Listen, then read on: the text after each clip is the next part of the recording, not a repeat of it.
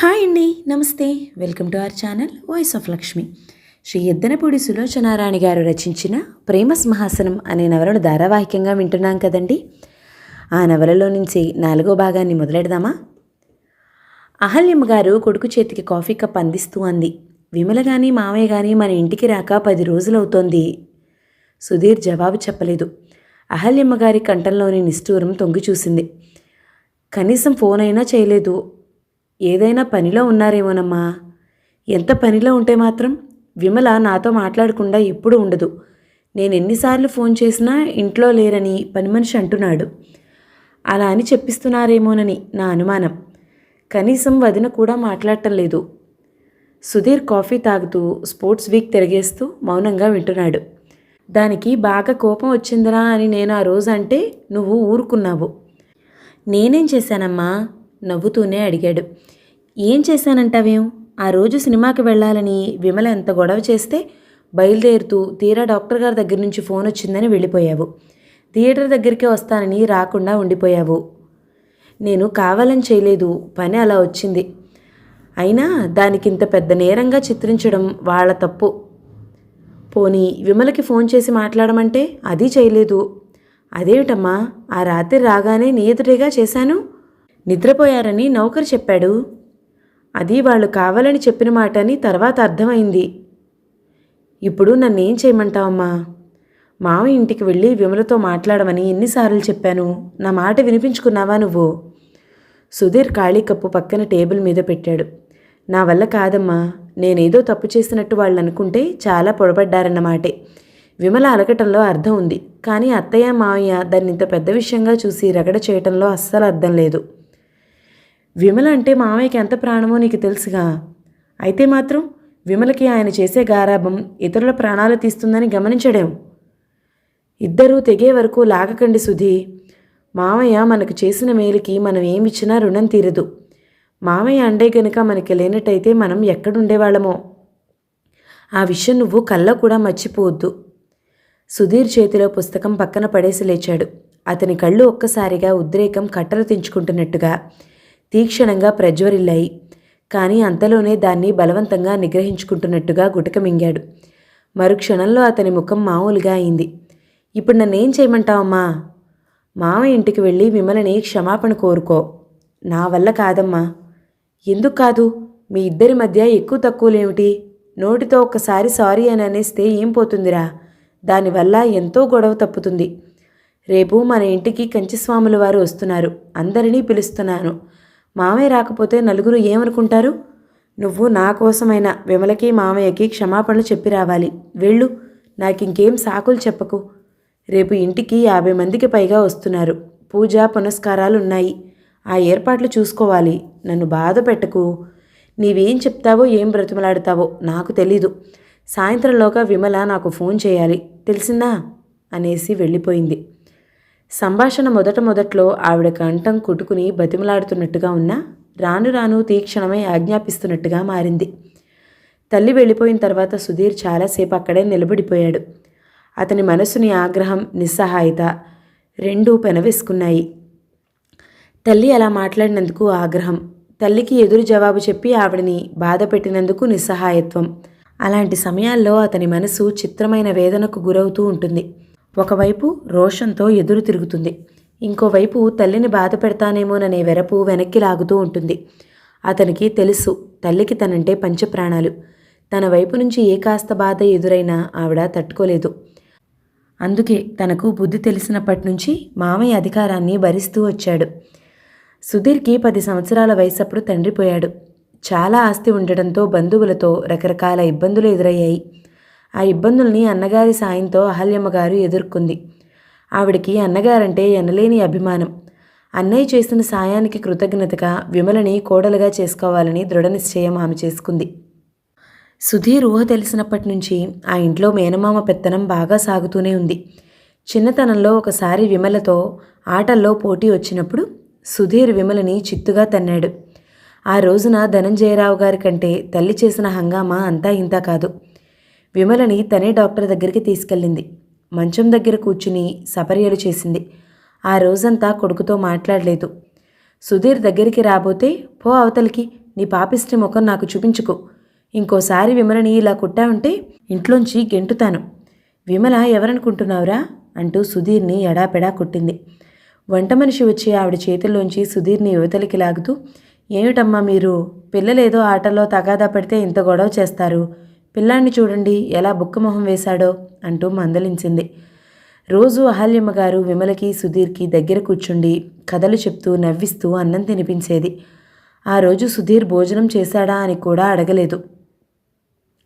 తల్లి అన్నానికి పిలవలేదనే రోషంతో సుధీర్ అలాగే పడుకున్నాడు.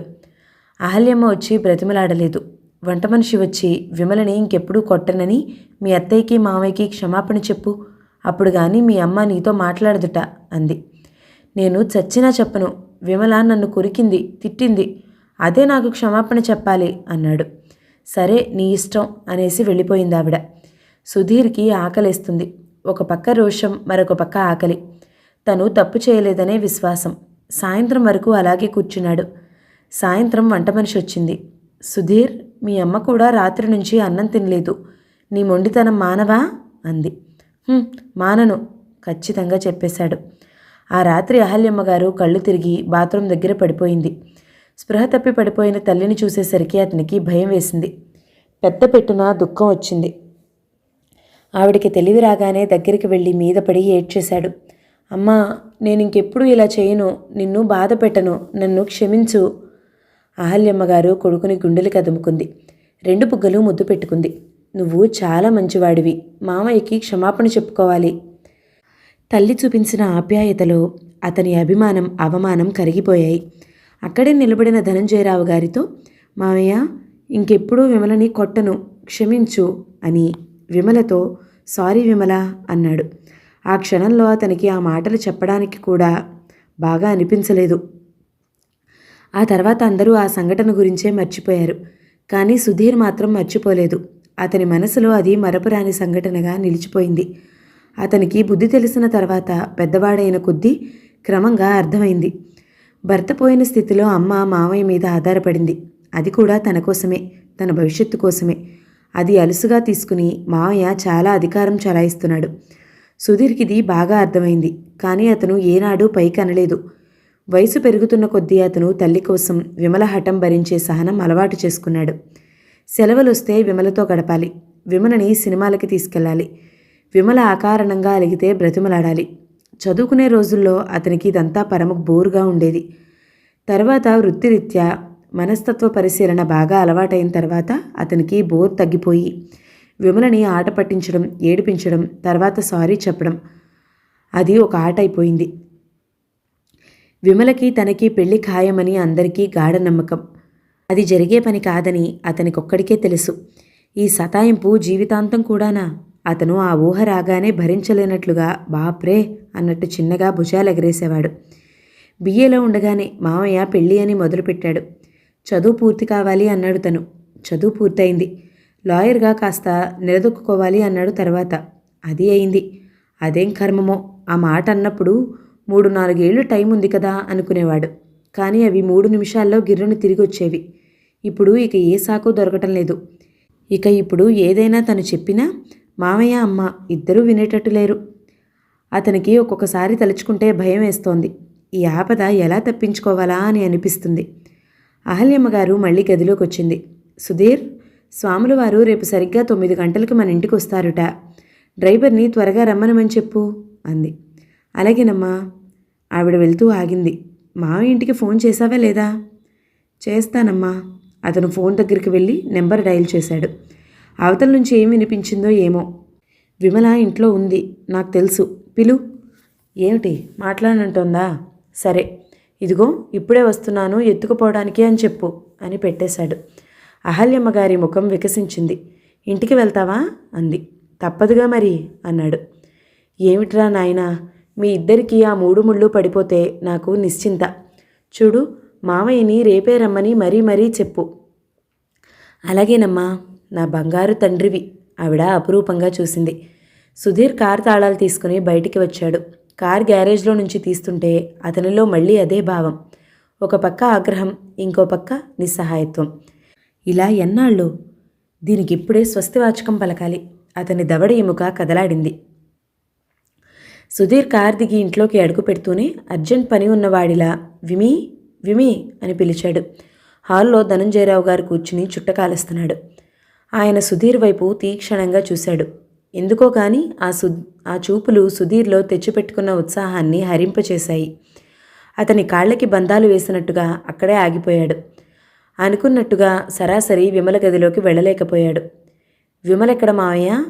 ఆయనని పలకరించడం తప్పనిసరి అని అడిగాడు. ఇంట్లో లేదు. ఎక్కడికి వెళ్ళింది? తెలీదు. అతను తటపటాయిస్తున్నట్టుగా ఆగాడు. విమల ఇంట్లోనే ఉందని అతనికి నమ్మకంగా అనిపిస్తుంది. కానీ ఈయన లేదు అంటున్నాడు అంటే తనని వెళ్ళిపోమనా? అతను క్షణంసేపు తటపటాయించాడు. అతనికి గిరుక్కున వెనక్కి తిరిగి వెళ్ళిపోవాలని ఉంది. కానీ ఆ పని కూడా చేయలేకపోయాడు. తను అలా చేస్తే ఆయన ఆగ్రహం ఇంకా ఎక్కువ అవుతుందని అనిపించింది. అతని సందిగ్ధతని రూపుమాపుతున్నట్టుగా ఆయనే అన్నాడు. నిలబడ్డావేం? కూర్చో. సుధీర్ టైం చూసుకున్నాడు. ఏమైనా పనుందా? అతను అవునన్నట్లు తల ఊపాడు. అంత పనున్నవాడివి ఎందుకొచ్చావు? ఆ మాటలో వ్యంగ్యముంది. విమలను చూసెళ్దామని. విమల అనే మనిషి ఉందని నీకు గుర్తుందన్నమాట. అదేమిటి మావయ్య? అతను మాట పూర్తి చేయనే లేదు. ఆయన కస్సమన్నట్లు చూశాడు. 10 రోజుల నుంచి నువ్వు దాన్ని ఎంత హింస చేస్తున్నావో తెలుసా? అది అన్నం తినటం లేదు, నీళ్లు తాగటం లేదు. ఎందుకురా దాన్ని ఇంత బాధ పెడతావు? ఆయన తీవ్రతకి అతను తగ్గాడు. మావయ్య ఏదో చెప్పబోయాడు. ఆయన వినిపించుకోలేదు. గట్టిగా అరుస్తున్నట్టుగా అన్నాడు. దాన్ని సినిమాకి తీసుకెళ్ళడానికి వీలు లేకపోతే ఆ మాట చెప్పాల్సింది. నీకు వీలున్నప్పుడే తీసుకెళ్లాల్సింది. దాన్ని రమ్మనమని ఎందుకన్నావు? ఎందుకు ఆశపెట్టావు? దాని సంగతి నీకు తెలిసి కావాలనే అలా చేశావు. అది అన్నం తినకపోతే నీకేమిటి బాధ? సుధీరిక ఆగ్రహం పట్టలేకపోయాడు. మావయ్య అనుకోకుండా పని వచ్చి వెళ్లాల్సి వచ్చింది. కావాలని చేయలేదు. ఏమిటో ఆ పని? ఏమిటి అర్జెంటు పని చెప్పు? ఆయన నిలదీస్తున్నట్టుగా చూశాడు. క్షణంసేపు సుధీర్ ఆయన వైపు చూశాడు. ఆ పనేమిటో ఆయన తన నోటి నుంచి చెప్పించాలని చూస్తున్నాడు. డాక్టర్ గారు కబురు చేస్తే వెళ్ళాను. ఎందుకు? ఏం పనుందని పిలిచాడు? సుధీర్ మాట్లాడలేదు. ఆయన సోఫాలో నుంచి లేచాడు. గదిలో అటు ఇటు తిరుగుతూ అన్నాడు. నువ్వు చేసే ప్రతి పని, వేసే ప్రతి అడుగు నాకు తెలుసురా. నా కళ్ళు కప్పగలనని అనుకోకు. నువ్వు అక్కడికి ఎందుకు వెళ్ళావో, అక్కడ నీకోసం ఎవరున్నారో, ఆ పనేమిటో నాకంతా తెలుసు. నువ్వు ఆ స్వప్న అనే అమ్మాయిని మరియమ్మ దగ్గర ఉంచావా లేదా? ఆ అమ్మాయి కోసం నెలసరికయ్యే ఖర్చు నువ్వు ఇస్తానని మరియమ్మకి చెప్పావా లేవా? సుధీర్ నిటారుగా అయ్యాడు. ధనంజయరావు గారు అతని వైపు తిరుగుతూ అన్నారు. నువ్వు ఒక ఆడపిల్లకి సాయం చేస్తే భయపడి ఏడ్చే బేల మనిషిని కాదు నేను. నువ్వు ఆ స్వప్నకి ఎందుకు సాయం చేశావని కూడా అడగటం లేదు నేను అడిగేది, నువ్వు ఎందుకు ఈ విషయం మా నుంచి దాస్తున్నావు? దాచాల్సిన అవసరం నీకేమిటి?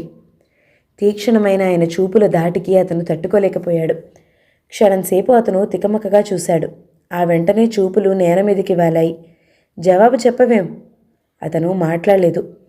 నీ మౌనం నాలో ఎన్ని శంకలు, ఎన్ని భయాలు రేకెత్తిస్తున్నాయో తెలుసా? నువ్వు జవాబు చెప్పలేని విషయమా అది? ఏం కాదు, అతను దృఢంగా అన్నాడు. ధైర్యంగా చూస్తూ చెప్పాడు. స్వప్న నా క్లయింట్. లక్ష్మీరంజనం గారి మేనకోడలుగా నాకు ఆ అమ్మాయి మీద అభిమానం ఉంది. ఆ అమ్మాయికి సాయం చేయాలని అనిపించింది, చేశాను. ఇది మీకు ఇంత పెద్ద తప్పుగా భావిస్తారని నేను అనుకోలేదు. మీరసలు దీనికి ఎందుకింత ప్రాధాన్యత ఇచ్చారో కూడా నాకు అర్థం కావటం లేదు. సుధీర్ కూడా కుర్చీలో నుంచి లేచాడు. దృఢ నిశ్చయ స్వరంతో చెప్పాడు. మావయ్య, నీకు ఇదివరకే 2-3 సార్లు చెప్పాను. నువ్వు అమ్మ నా వ్యక్తిగత జీవితంలో ఎంతైనా కల్పించుకోండి, ఎన్ని హద్దులైనా పెట్టండి, భరిస్తాను. కానీ నా వృత్తిలో మాత్రం మీ జోక్యం రవ్వంత కూడా భరించను. ఈ విషయం అమ్మకి కూడా చెప్పాను. నీకు కూడా మరొకసారి గుర్తు చేస్తున్నాను. స్వప్న నా క్లయింట్. ఆ అమ్మాయికి నాకు చేతనైన సాయం ఏదైనా ఉంటే తప్పకుండా చేస్తాను. మీరు వద్దన్నా మానను. నా ప్రొఫెషన్లో మీరు జోక్యం చేసుకుంటే నేను మొండి తేల్తాను. అంతకంటే మీరేం సాధించలేరు. ఈసారి మాట రాక తికమక పట్టడం ధనంజయరావు గారి వంతయింది. సుధీర్ తన గద్దింపుకి భయపడతాడని అనుకున్నాడు. ఆయన మేనలుడిని క్షణంసేపు పరీక్షగా చూశాడు.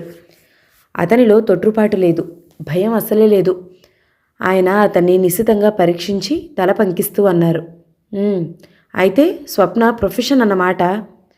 నువ్వన్న మాటకి నేనే గౌరవిస్తాను. ప్రొఫెషన్ జోలికి మేమెవ్వరం రానే రాము. కానీ ఒక్కటి మాత్రం బాగా గుర్తుంచుకో, ఈ ప్రొఫెషన్ నీకు రాకముందు మేం నీ వాళ్ళు అనేవాళ్ళమని బాగా గుర్తుంచుకో. ప్రొఫెషన్ ఇది ఆకాశంలోంచి ఒళ్ళోకేమీ ఊడిపడలేదు.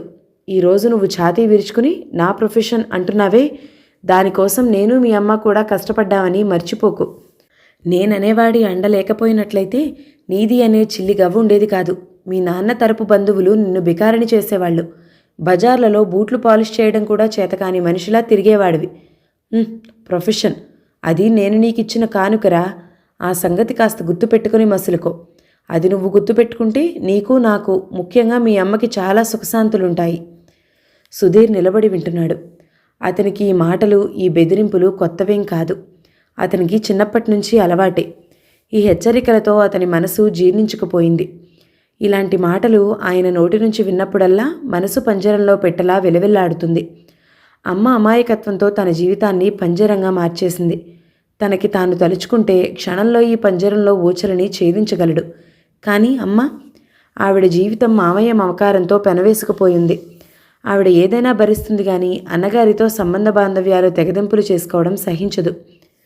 సుధీర్ గుండెల్లో నుంచి గాఢమైన నిట్టూర్పు వచ్చింది. మామయ్యతో రాజీ పడక తప్పదు. కనీసం అమ్మ బ్రతికున్నన్ని రోజులైనా. గుర్తుపెట్టుకుంటాను మామయ్య. ఎందుకు గుర్తు? నేను మర్చిపోయినా నువ్వు మర్చిపోవుగా. వస్తాను అంటూ వీధి గుమ్మం వైపు తిరిగాడు. ధనంజయరావు గారు ఆగు అంటూ పిలిచారు. అతను ఆగాడు. అటు వెళ్తావేం? ఇటు లోపలికి వెళ్ళు. విమల లోపలి ఉంది, నీకోసం ఎదురు చూస్తుంది. సుధీర్ క్షణం ఆగాడు. ఆ తర్వాత లోపలికి వెళ్ళాడు. లోపలికి నడుస్తుంటే అతని కాళ్ళు అయిష్టంగా బలవంతంగా నడుస్తున్నట్టు అనిపించింది. విమల లోపలుంది. మంచం మీద కూర్చుని గోళ్లకి రంగు వేసుకుంటుంది. అతన్ని చూడగానే ముఖం తిప్పుకుంది. మేనత్త మాత్రం సుధీర్ని చూడగానే చాలా సంతోషించింది. సుధీర్, వచ్చావా? నువ్వు రాకపోవడం వల్ల ఈ 10 రోజుల నుంచి ఇల్లు చెడిపోయింది. రా కూర్చో. ఉండు, వంట మనిషిని టిఫిన్ చేయమని చెప్పొస్తాను అంటూ వెళ్ళింది. సుధీర్ గదిలోకి వచ్చాడు. విమల అతన్ని రాక గమనించినట్టే శ్రద్ధగా గోళ్లకి రంగు వేసుకుంటుంది. అతను కుర్చీ లాక్కుని విమల మంచం దగ్గర కూర్చున్నాడు. ఈ రంగు నాకేం బాగాలేదు, చాలా డార్క్గా ఉంది. అది వేసుకుంటే నువ్వు పిల్లిలా ఉంటావు. విమల రోషంగా తలెత్తి చూసింది. సుధీర్ నవ్వాడు. అతని నవ్వు చూడగానే విమల కళ్ళలో కోపం ఎగిరిపోయింది. ఎందుకొచ్చావు మా ఇంటికి అంది. మీ నాన్నకి భయపడి. విమల మూతి బిగించి అన్నట్టు చూసింది. అంతేకాని నా కోసం రాలేదన్న మాటేగా. వచ్చేట్టు నువ్వేమైనా చేశావా చెప్పు. నేనేం చెయ్యాలి? ఏదైనా చెయ్యాలి. ఆ పోట్లాడేదేదో నువ్వే పోట్లాడాలి. ఆ బెదిరించేదేదో నువ్వే బెదిరించాలి. అవన్నీ నాకు రావుగా. అలాంటప్పుడు నీ కోసమంటూ ఏదీ జరగదు. పోనీ నాకేది కావాలన్నా మా నాన్నే జరిపిస్తాడుగా. మా అమ్మ అంటుంది నేను చాలా అదృష్టవంతురాలినట. మా నాన్నలాంటి నాన్న ఎవ్వరికీ ఉండరట. అది కరెక్టే, అతను విమల గది చూస్తూ అన్నాడు. విమల గదిలోకి అడుగుపెట్టిన వారికెవరికైనా అది యువతి, పసిపిల్లల మనస్తత్వము కలకికగా ఇట్టే తెలిసిపోతుంది. డ్రెస్సింగ్ టేబుల్ మీదున్న రకరకాల అలంకరణ సామాగ్రి విమల ఆధునిక యువతి అభిరుచిని తెలుపుతాయి. కానీ విమల మంచం మీద పడి ఉన్న బొమ్మ, గదిలో అద్దాల బీరువాలో అందంగా అమర్చిన చిన్న చిన్న బొమ్మలు పసిపిల్ల మనస్తత్వాన్ని సూచిస్తాయి. విమలకి బొమ్మలంటే విపరీతమైన పిచ్చి. ఇప్పటికి కూడా జూ తిరగాలన్నా, సర్కస్ చూడాలన్నా అమితంగా ఆనందపడుతుంది. ఏంటలా చూస్తున్నావు? రెట్టించింది. నీ గోళ్ల రంగు బాగాలేదు, అది చూడలేక దిక్కులు చూస్తున్నాను. విమలకి కోపం వచ్చింది. కోపం వచ్చిందంటే ఏం చేస్తుందో ఎవ్వరికీ తెలీదు. ఆ క్షణంలో విమల ఆ రంగు చేతిలోకి వంపుకుంది. వెంటనే సుధీర్ మీద పడి అతని బుగ్గలకి, షర్టుకి, ప్యాంటుకి రాసేసింది. కన్నుమూసి తెరిచే లోపల అతడి తెల్లటి బట్టలు మరకలైపోయాయి. అతను అప్రతిపుడైనట్టు వాటిని చూసుకోసాగాడు. ఇంతలో మేనత్ అక్కడికి వచ్చింది. ఆవిడ కూడా ఒక నిమిషం సుధీర్ చిరిగిన తలని, మరకలైన తెల్లటి బట్టల్ని, వాతలు తేలినట్టుగా రంగు మరకలతో ఉన్న అతని ముఖం చూసి తెల్లబోయింది. సుధీర్, ఏమిటా వేషం? ఆ వెంటనే ఫక్కున నవ్వేసింది. విమల కూడా చప్పట్లు కొడుతూ వచ్చేసింది. అతను కూడా నవ్వసాగాడు.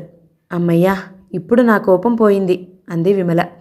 సుధీర్ నవ్వుతూనే లేచి డ్రెస్సింగ్ టేబుల్ దగ్గరికి వెళ్ళి తలదువ్వుకోసాగాడు. విమల చేసిన పనికి ఈ రోజున అతనికి కోపం రాలేదు. ఎందుకంటే అతను ఈ రోజున విమలని అర్థం చేసుకోగలడు. విమల స్వభావమే అంత. అందుకే నవ్వుతూ తీసుకోగలిగాడు. ఇదే చిన్నప్పుడైతే అతని జ్ఞాపకం తరుక్కుమంది. ఒకరోజు అతను కొత్త బట్టలు వేసుకున్నాడు. అవి ఎంతగానో నచ్చాయని విమలకి చూపించాడు. ఎంతో బాగున్నాయి కదూ అన్నాడు మురిపంగా చూసుకుంటూ. ఏం బాగాలేవు అంది విమల. బాగున్నాయి అన్నాడు తను దృఢంగా. విమల వెంటనే అక్కడున్న సిరాబుడ్డి ఎత్తి అతని బట్టల నిండా పోసేసింది. అతనికి ఎంతో బాగున్న బట్టలు, అతనికి ఆ క్షణంలో అంతులేని ఆనందాన్ని ఇస్తున్న బట్టలు వికృతంగా తయారయ్యాయి. ఆ రోజు తను విమలని చితకబాదిన తర్వాత మామయ్య చేత తన్నులు తిన్నాడు. సుధీర్ భుజాల కుదింపుతో ఆ జ్ఞాపకాన్ని వదిలించుకున్నాడు.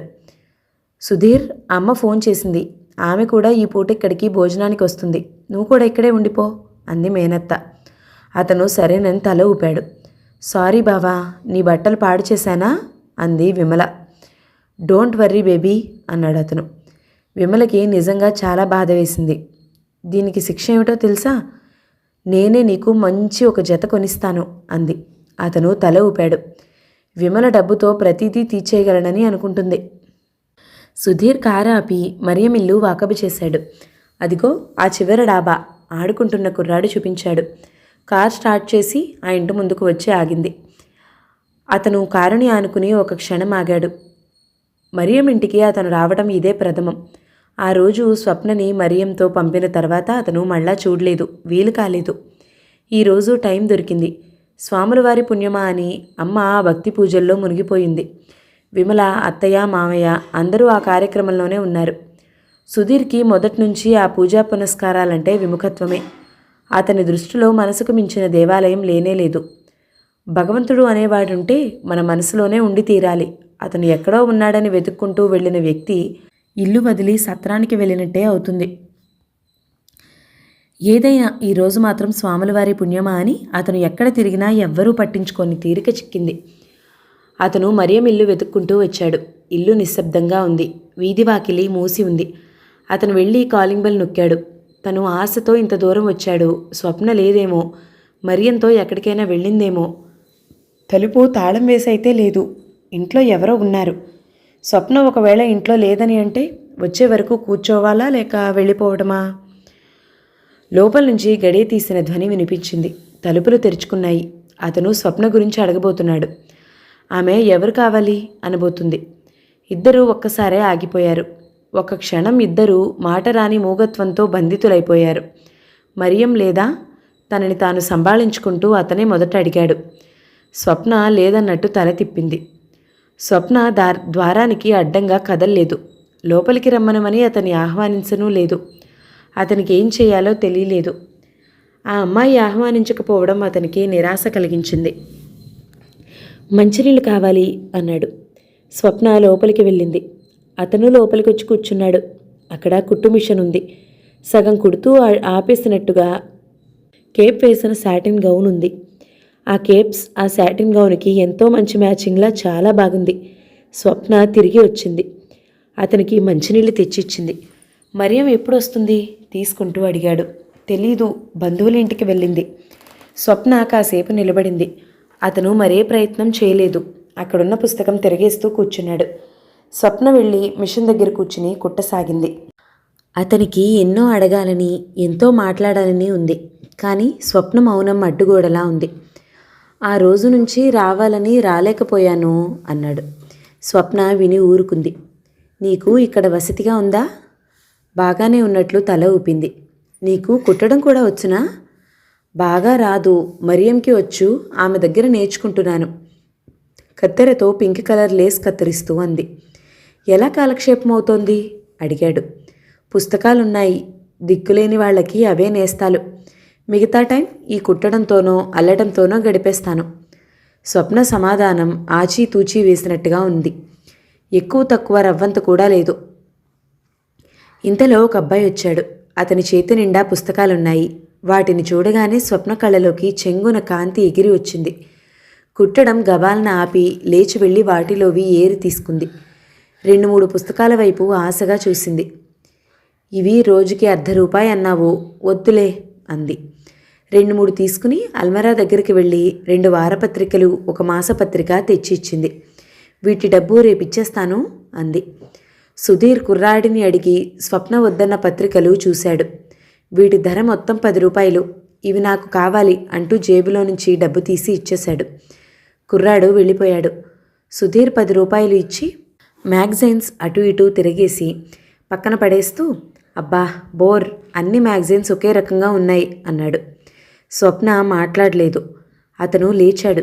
స్వప్న కావాలని అతనితో మౌనం అడ్డుగోడ పెట్టేసిందని అతనికి తెలిసిపోతోంది. మరియంతో నేను వచ్చి వెళ్ళానని చెప్పు అన్నాడు. స్వప్న తల ఊపింది. నేను వెళ్తాను. అతను లేచాడు. ఇవిగో మీ పుస్తకాలు. అతను వదిలేసిన వాటిని తీసి అందించింది. తను బయటికి వచ్చాడు. వాటిల్లో చదవాల్సినవేం నాకు కనిపించలేదు. స్వప్న వెనకే వచ్చింది. అతను కార్ దగ్గరికి వచ్చి డ్రైవింగ్ సీట్లో కూర్చుని కార్ స్టార్ట్ చేస్తూ తిరిగి చూశాడు. స్వప్న గుమ్మంలో అలాగే నిలబడి ఉంది. ఆ ముఖంలో కారు మబ్బుల్లాంటి విషాద ఛాయలు నిండి ఉన్నాయి. పెదవి బిగబట్టి నిలబడింది. అతనికి హఠాత్తుగా స్వప్న మనసు క్షుణ్ణంగా అర్థమైపోయింది.